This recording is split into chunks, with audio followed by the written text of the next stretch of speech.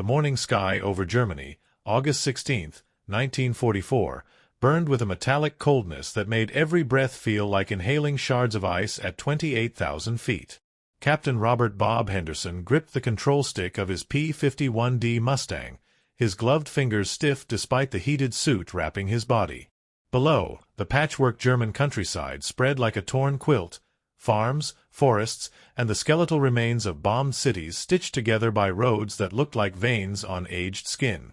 Ahead, nearly 200 B-17 flying fortresses droned in formation, their aluminum bodies catching the early sun like a slow-moving river of steel. Henderson's job was simple in theory, impossible in practice. Keep those bombers alive long enough to drop their payload on the synthetic oil refineries at Luna, then shepherd them home through a sky full of German fighters who'd rather die than let them through. "Blue Leader, this is Hotspur 6, crackled in his headset. "Bandits, 11 o'clock high, climbing fast. Real fast." Henderson's eyes snapped to the position. At first, nothing.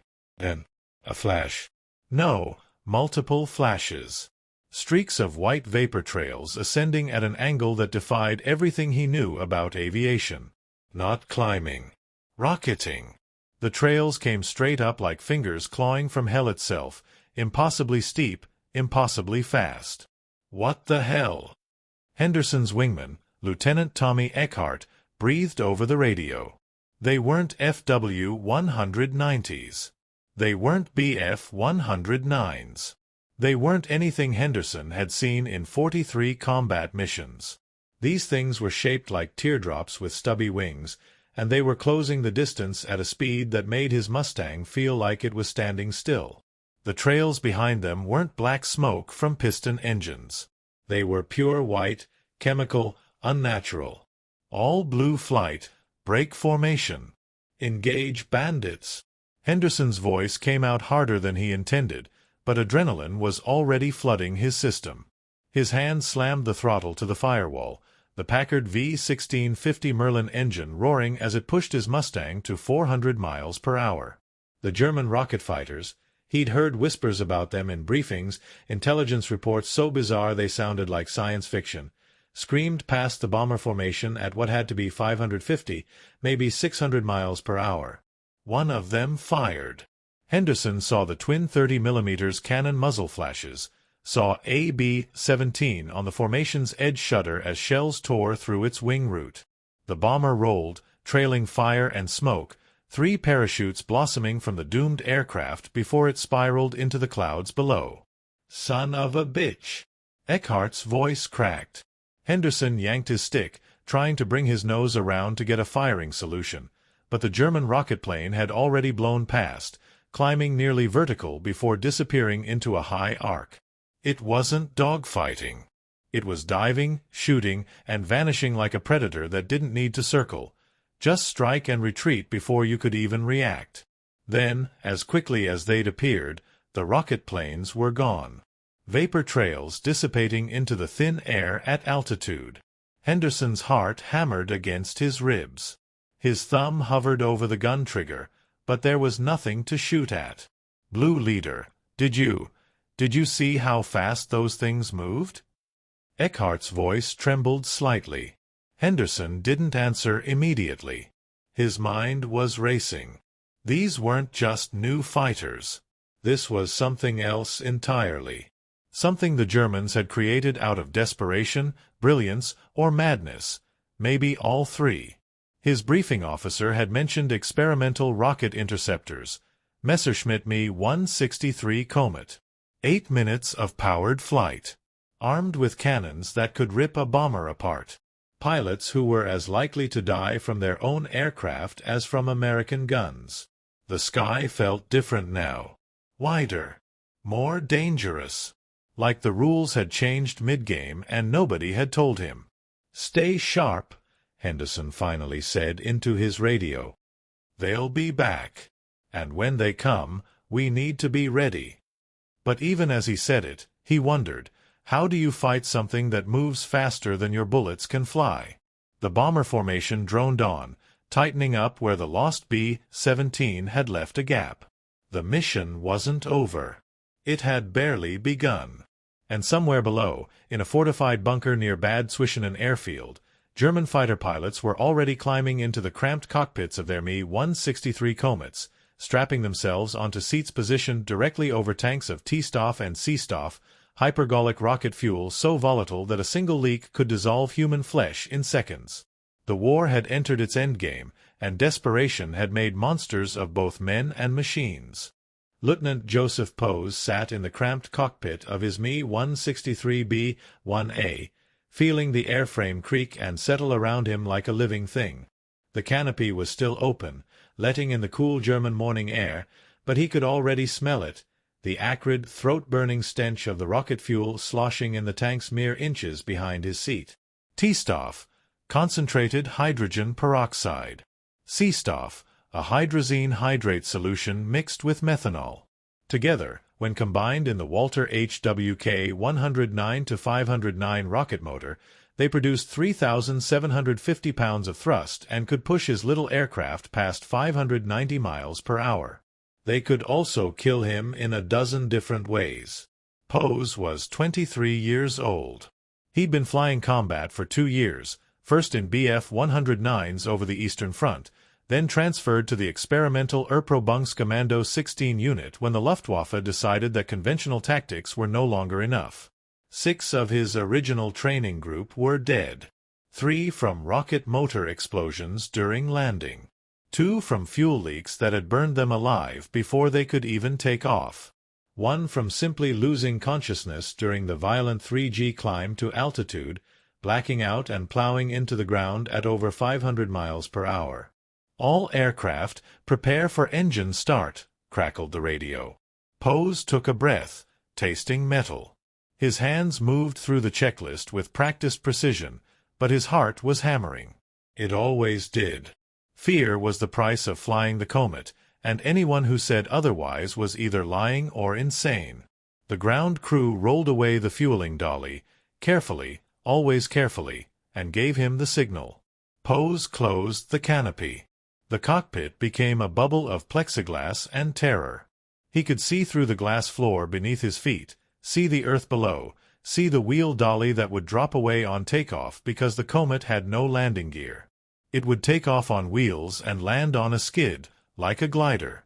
A glider carrying rocket fuel. His thumb moved to the ignition. The rocket motor caught with a sound like reality tearing. The thrust slammed him back into his seat with crushing force, the acceleration so violent that his vision tunneled immediately. The Comet shot forward, released from the Earth, climbing at an 80-degree angle straight into the sky. 5 seconds. 10. The world fell away beneath him at a dizzying rate. 15 seconds. He was through 10,000 feet. 25 seconds. 20,000 feet. His altimeter spun like a broken clock. G-forces crushed his chest, made his arms feel like lead. But he held the stick steady, kept the nose pointed up toward where intelligence said the American bomber stream would be. At 30,000 feet, he leveled off and cut the rocket motor. Silence. Sudden, shocking silence except for the whistle of wind over his canopy. He was a glider now, with maybe 6 minutes before he'd need to land, or 8 if he was very, very careful with his energy management. Formation ahead, 2 o'clock, Angels 30, his flight leader's voice came through the radio. Pose saw them. The American bombers, fat and slow and beautiful in their vulnerability. 4-engine fortresses that looked like they were standing still compared to the speed he'd just been traveling. And there, dancing around them like protective wasps, the P-51 Mustangs. Sleek, fast for propeller aircraft, but still bound by the limitations of pistons and propellers. He armed his 108 Malawian Quachas 30mm cannons. 60 rounds per gun.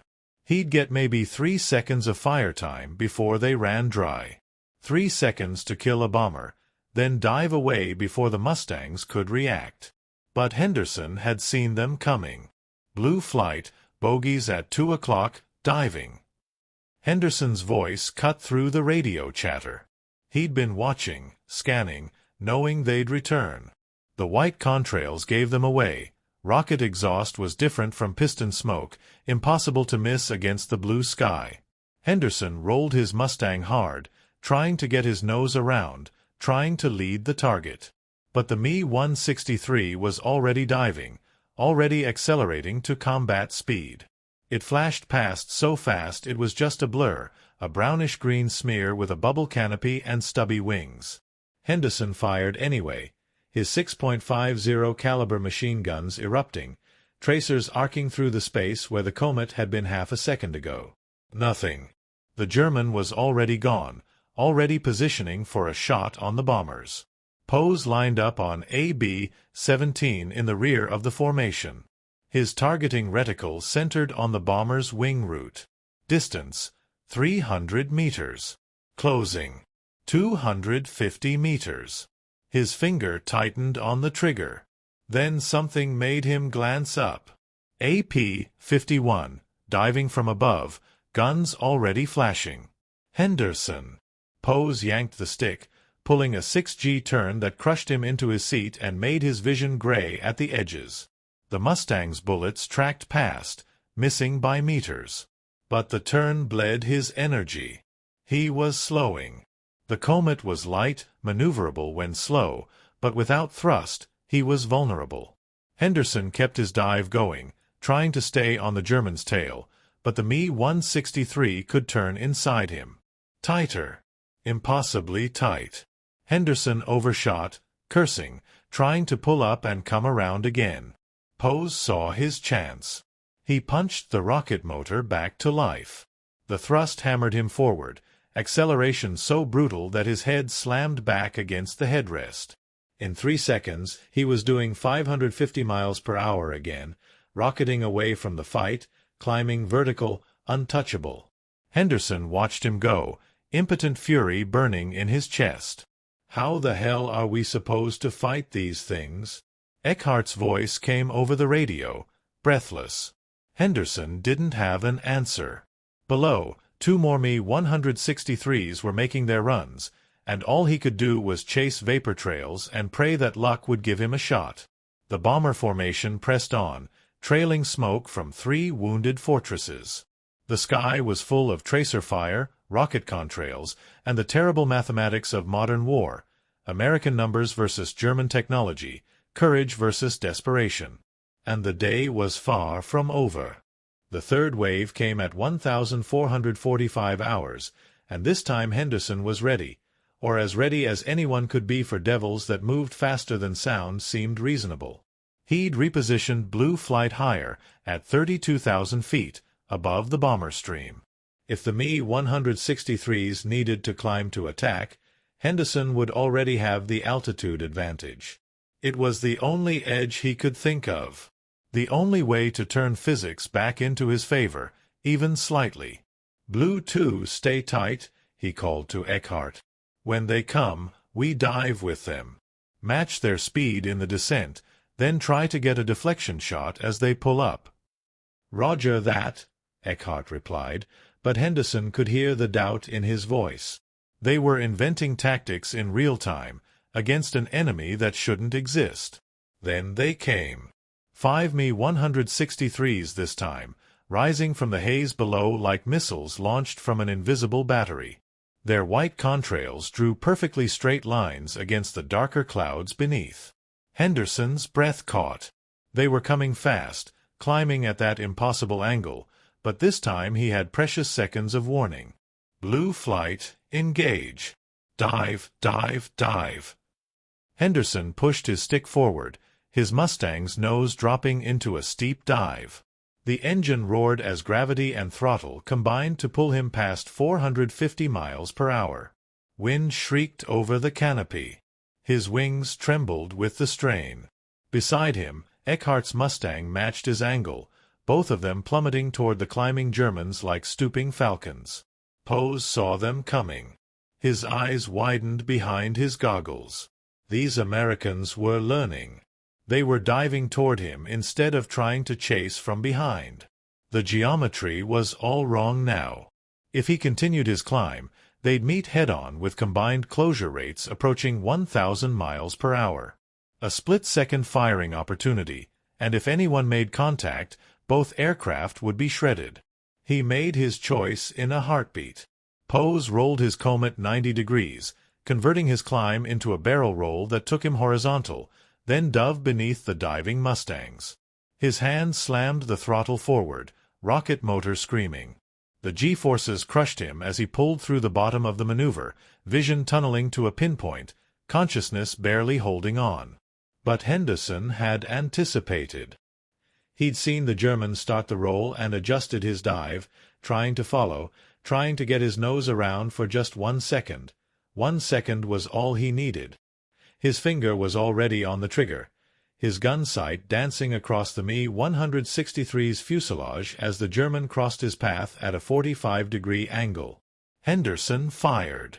6.50 caliber Browning M2 machine guns erupted simultaneously, 3,000 rounds per minute of destruction screaming through the air.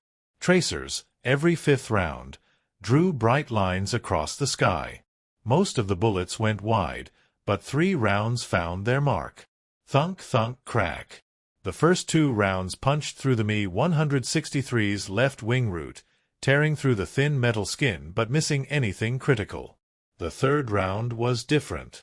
It struck the aircraft's belly, penetrating the lower fuselage structure, and continued through into the fuel tank area where T-Stoff and C-Stoff sloshed in their separate compartments. The round didn't penetrate the tanks. But it didn't need to. The impact caused a stress fracture, microscopic, invisible to the eye, in the T-Stoff tank's weld seam. High-concentration hydrogen peroxide, under pressure and vibration, found the crack. It began to weep through, a single drop at first, then a thin stream. Pose felt it before he saw it. A burning sensation on his left leg. Then pain. Sudden, searing, like someone had pressed a blowtorch against his flight suit. He looked down and saw smoke rising from his calf, saw the brown leather of his boot beginning to dissolve, saw his skin beneath turning white, then red, then. He screamed. The T-Stoff was eating through everything it touched. His flight suit. His skin. His muscle. The chemical burned with such intensity that nerve endings simply ceased to exist, replaced by a white-hot agony that consumed all thought. His leg felt like it was on fire from the inside out. Panic. Pure, animal panic. Poe's hands left the controls, clawing at his leg, trying to stop the burning, trying to do anything except feel this ungodly pain. The Comet, suddenly pilotless, began to pitch and roll. The rocket motor was still firing, still accelerating the aircraft, but now it was tumbling through the sky at 520 miles per hour with no one in control. Henderson watched the German fighter suddenly start to gyrate wildly, spewing a strange yellowish mist from its underside. The aircraft began to spin, then tumble, then suddenly. The Me-163 exploded. Not from a bullet. From its own fuel. The T-Stoff and C-Stoff, leaking from their damaged tanks, had mixed in the airframe cavity where they should never meet. Hypergolic ignition. The chemical reaction was instantaneous and catastrophic. The Comet didn't burn, it detonated. A flash of white and orange fire, so bright Henderson had to look away. Pieces of aircraft, some still burning with that terrible chemical fire, tumbled through the air like burning leaves. There was no parachute. There was no time for a parachute. Pose ceased to exist in the same instant his aircraft did, his body vaporized by the fuel that had given him such incredible speed. Jesus Christ, Eckhart's voice was barely a whisper over the radio. But there was no time to process it. 2 more Me-163s were making their runs on the bombers.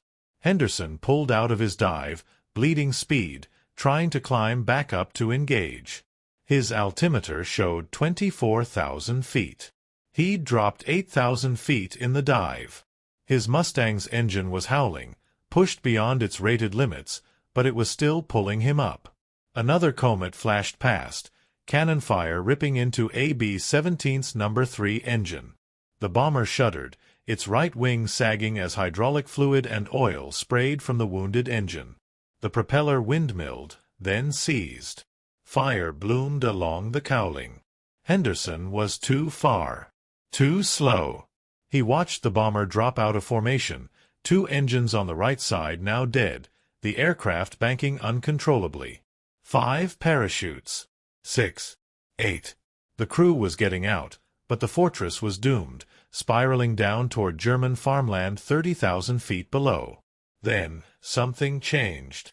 One of the attacking Me-163s. Henderson could see the pilot's head clearly through the bubble canopy, pulled up after its firing pass and seemed to hesitate. The rocket motor cut out. The aircraft glided for a moment, then the nose started to drop. The pilot was out of fuel. 8 minutes of powered flight, and his 8 minutes were up.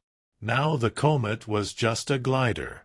Fast, maneuverable, but without the speed that made it untouchable. Henderson's lips pulled back from his teeth in something between a smile and a snarl. Blue 2, I've got the trailer at 4 o'clock. He's out of gas. I see him, boss. Henderson pushed his throttle to the firewall again, banking hard to intercept the gliding German. The Me-163 pilot, Oberleutnant Fritz Kelb, though Henderson would never know his name, saw the Mustangs turning toward him and felt ice flood his veins. His hand went to the throttle, pushed it forward, praying for thrust. Nothing. The fuel tanks were empty. The rocket motor was dead. He was in a glider that weighed 4,200 pounds, trying to make it back to base while 2 enemy fighters with working engines closed in on him like wolves on a wounded deer. Kelb rolled his aircraft, diving to build speed, trying to extend away from the Americans. But Henderson had the angle, had the energy, had the patience. He closed the distance methodically, his gun sight tracking the Germans' bobbing, weaving aircraft. 300 yards. 250. 200. Kelb tried one last desperate maneuver, a snap roll that brought him nose up, wing over, hoping to force Henderson to overshoot. But Henderson had seen this before. He pulled throttle back, extended his dive brakes slightly, matched the German's turn. 150 yards. His gun sight centered on the Me-163's cockpit. Henderson squeezed the trigger. The 6.50 caliber guns roared in perfect synchronization. Tracers walked up the Comet's fuselage, stitching a line of destruction from tail to nose. The plexiglass canopy shattered. The pilot's head snapped back. Blood sprayed the inside of what remained of the canopy. The Me-163 nosed over, now truly pilotless, and began its final dive. Henderson pulled up, not watching the crash. There was no satisfaction in it. Just a grim acknowledgment, one less rocket demon in the sky. But as he climbed back toward the bomber formation, he saw 3 more white contrails rising from the ground. The Germans had more. They always had more. More pilots willing to strap themselves to barely controlled explosions. More desperation. More fury. The bombers pressed on. The Mustangs stayed close. And the sky over Germany continued to burn. The formation limped home at 18:20 hours, trailing smoke and leaving pieces of itself scattered across Germany. Of the 197 B-17s that had started the mission, 183 made it back to England. 14 bombers lost. 140 men dead, missing, or captured. The synthetic oil refinery at Luna had been hit. American precision bombing had done its job, but the cost had been paid in blood and aluminum. Henderson's Mustang touched down at Debden Airfield with 47 gallons of fuel remaining. His engine temperature gauge nudged into the red. He'd pushed the Merlin harder than he'd ever pushed it before. As the propeller spun down and silence replaced the engine's roar, he sat in the cockpit for a long moment, hands still on the control stick, not quite ready to let go. His crew chief, Sergeant McCallum, climbed up on the wing and popped the canopy. "You all right, Captain?" Henderson looked at him, realized he'd been asked a question, and nodded slowly. "Yeah, Mac. Yeah." But he wasn't. His hands were shaking. When he climbed out of the cockpit, his legs felt like water. He'd seen men die today in ways that made no sense. Watched aircraft that defied physics. Fought an enemy that moved so fast his brain couldn't quite process what his eyes were seeing. The debriefing room smelled like coffee, cigarette smoke, and sweat. 23 pilots from the 4th Fighter Group sat in metal chairs, filling out after-action reports, comparing notes, trying to put words to the impossible. "They're calling them Comet," the intelligence officer said, pointing to a grainy photograph pinned to the wall. "Messerschmitt Me-163. Rocket-powered interceptor. Top speed over 590 miles per hour. 8 minutes of powered flight. Armed with 230 million Malawian kwacha's 108 cannons." 8 minutes, Eckhart repeated, his voice hollow. "They can only fly for 8 minutes and they're willing to get in those things?" "They're desperate," Henderson said quietly. "The war's over and they know it. This is what desperation looks like." The intelligence officer nodded. "We're seeing reports from other groups. The 359th encountered 6 of them last week over Bremen. The 352nd tangled with 4 yesterday near Magdeburg.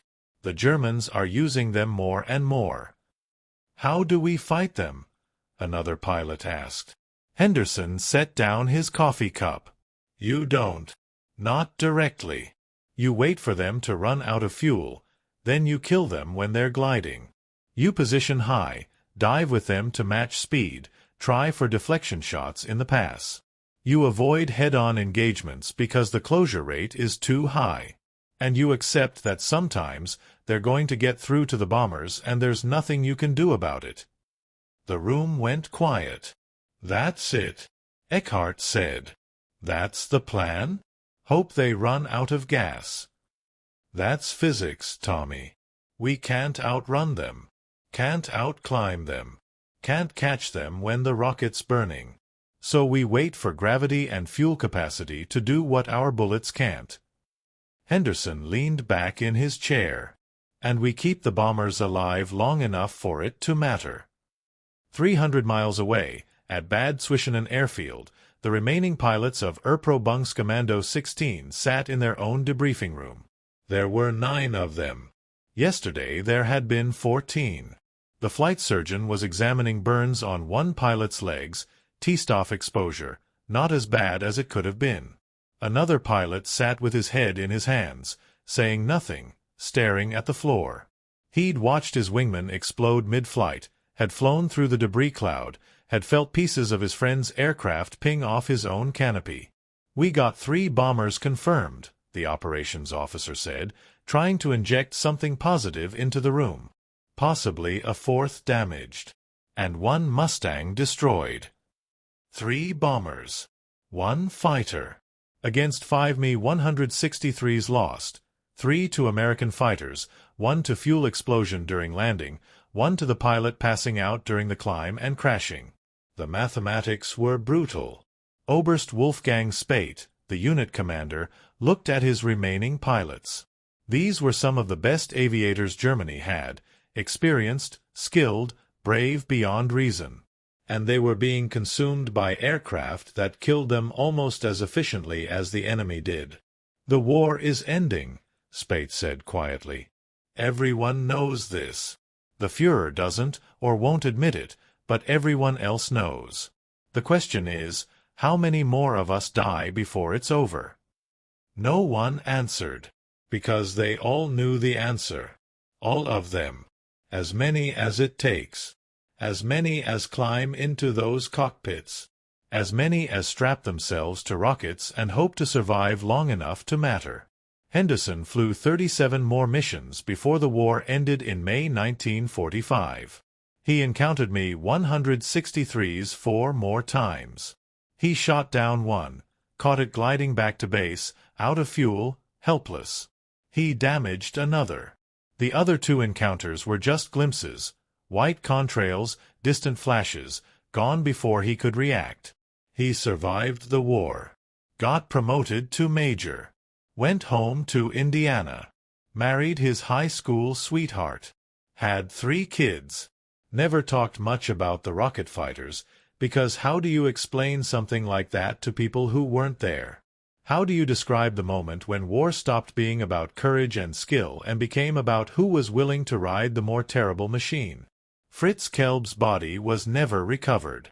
The impact crater of his Me-163 was too deep, the wreckage too fragmented.